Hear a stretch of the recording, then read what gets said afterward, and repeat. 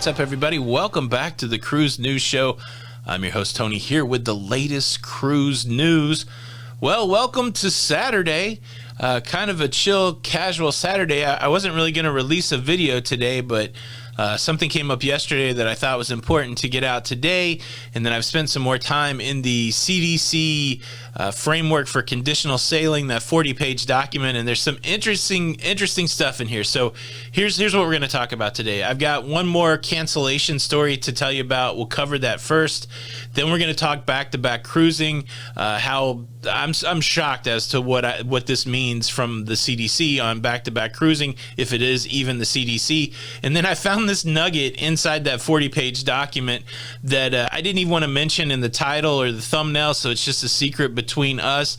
But the cruise line is more dangerous than something that you would not even think, according to a study that is cited in the document here. Like, what's the worst thing that you think that the cruise line could be more dangerous than? Guess. Can you guess?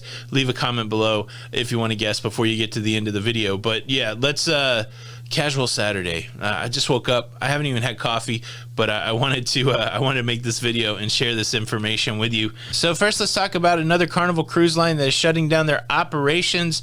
Holland America is shutting down their, so this is all U.S. stuff. Holland America is shutting down its U.S. operations until the end of March the 31st, 2021. All cruises that were scheduled for Holland America for the first 3 months of 2021, the first quarter, have been canceled. And they are also, like Carnival Cruise Line, they are dropping any cruises that are 8 days or longer. Now, they do have ships that are coming back to the U.S. to get into this process for getting certified to sail again, so they are still making progress there, but there won't be any paying passenger cruises for the first 3 months. They've got an incentive there for people that are paid in full, people not paid in full. If you are affected, reach out to your travel advisor or reach out to Holland America, or if you need a travel advisor, reach out to my wife, Jenny. Contact information in the description. All right, so let's talk about back-to-back cruising for the next year while we're under this conditional sailing order put forth by the CDC. I will leave a link to the PDF in the first comment. I'll pin a comment if you want to get into this document yourself and follow along. But the thing that caught everybody's attention that jumped into this document early on is on page 32. It's number 2. The cruise ship operator must not sail or offer to sail on any itinerary longer than 7 days. CDC may shorten or lengthen the number of days permitted to sail based on public health considerations and as it set forth in technical instructions or orders. So everybody keyed in on that and said, okay, well, no cruises longer than 7 days. What does that mean for back-to-back? Now, the way I took it just on a literal reading here is that as long as you're on a 7-day cruise, you should be good. To me, it seemed to apply to the ship, and I was trying to work the logic out on that. Maybe, they wanted to be able to have these 7-day cruises so that they could reset from a health perspective. They could make sure that everybody's tested again, all that kind of stuff. Well, what we've seen with the Princess cancellation yesterday is it's not necessarily about the cruise, it's about the person. We had a client that wanted to book multiple consecutive 7-day cruises, and they were not allowed to do it. You could not book a back-to-back cruise to cruise in Princess's system. We called Princess. They said that's right, they're not allowing the same passenger to cruise week after week. And that's really interesting. Like, it made me get up and scour the whole 40 pages of this document again, and the only reference I find to the 7-day cruise is on page 32, just what I read you. So there's not a lot more explanation than that. Maybe there was some clarification given to the cruise lines from the CDC that's not in this document, but before I thought it more had something to do with not wanting long cruises so that they could contain, the cruise bubble to a period of time so they could time bound it. I really felt like it had something to do with the cruise. It seems like it has something to do with the cruise passenger. Without any clarification, it really is hard to understand what the CDC is getting at. But if we want to speculate a little bit, possibly it's about the ability for the person that's been at sea to get health care.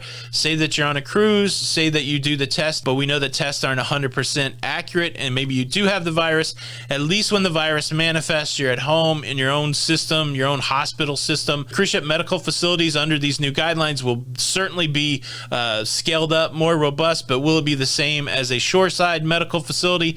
Probably not. And so the CDC may be limiting people from cruising consecutive cruises to make sure that they are not out exposed longer than they should be. I don't know if that makes sense. Again, there's not a lot of clarification here, but what we are seeing from clients, I also saw it in one of the comments on the video yesterday, is that people have tried to book back-to-back with Princess on a rebook during this time, during the year coming up, and they were not allowed to do it. To answer the back-to-back question, at least for Princess, and if anybody else has this experience with other cruise lines, please leave us a comment. It does look like you cannot book a back-to-back cruise. It may be a deal where you're just limited to sailing for a week at a time, and then maybe you have to take a week or a 2-week pause before you can get back on a cruise ship. Immediately the question springs to my mind, well, could I book a week on one cruise line and then book a week on another cruise line? Say they're not even in the same family. Say I do a Princess and follow it by something on Royal like Celebrity.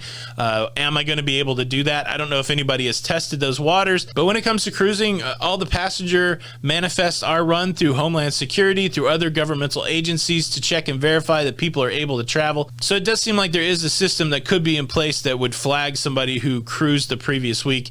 Only time will tell, but it was interesting. I was really shocked when Jenny was telling me that, hey, this person wants to do 3 consecutive cruises and they were not able to book it. And yeah, I really thought it had something to do with the cruise based on the documentation that we have. And in reality, it has everything to do with the cruiser, it seems like. So there you go. What are your speculations on that? I'm sure we'll get more detail as time goes on. Before we get to the next story, which really did kind of blow my mind, let me invite you to subscribe to the YouTube channel, to Lido Loca here. If you enjoy getting the cruise news, please consider subscribing with the notification bell on. That way you don't miss out on any of these episodes. So in digging into what's going on with the 7-day, I reread this 40-page document.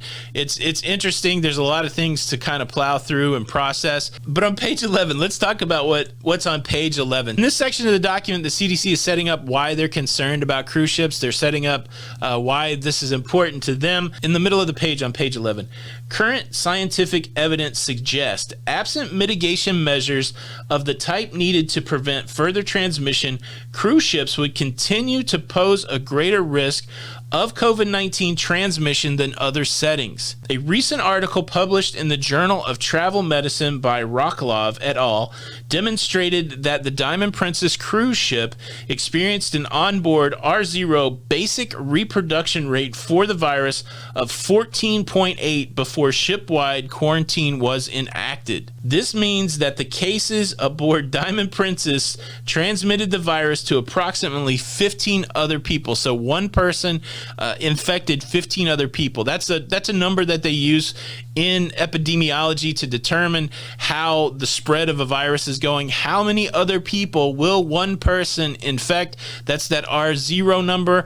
The idea is if you can get the R0 number under 1, then the pandemic is subsiding. Anytime that number is above 1, then the pandemic still is going on. That's a number to look for when you hear people talking about this. So on the Diamond Princess, the R0 number 15, the reproduction rate is approximately 4 times higher than that of the original epicenter of the outbreak in Wuhan, which was 3.7. You can see why the people at the CDC have a problem with cruise ships based on the Diamond Princess. Now, you could have the debate whether or not it's fair to hang how you feel about the cruise industry based on the outbreak on the Diamond Princess, whether how the cruise industry is responding to the virus is the same in March as it is today.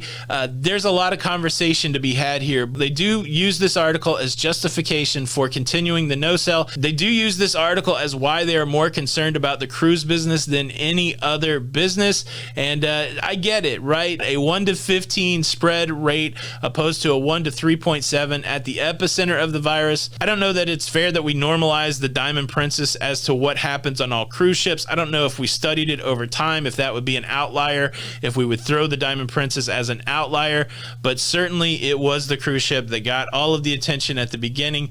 And it was, yeah, wild stuff. I must have missed that somewhere in the reading as I read through the 40-page document before, but I just wanted to share that with you. One of the reasons the CDC is anti-cruise is because the spread on the Diamond Princess was worse, Worse than Wuhan. Wild stuff. Hope everybody is having a good Saturday. I just wanted to lay out there what I found out about back-to-back cruising. Were you affected by any of these cancellations? What's on your mind? Leave a comment. Let's continue the conversation. Please show your support for the show by hitting the like button. This is Tony with Lido Loca, and until the next time, we'll see you on the Lido. Bye.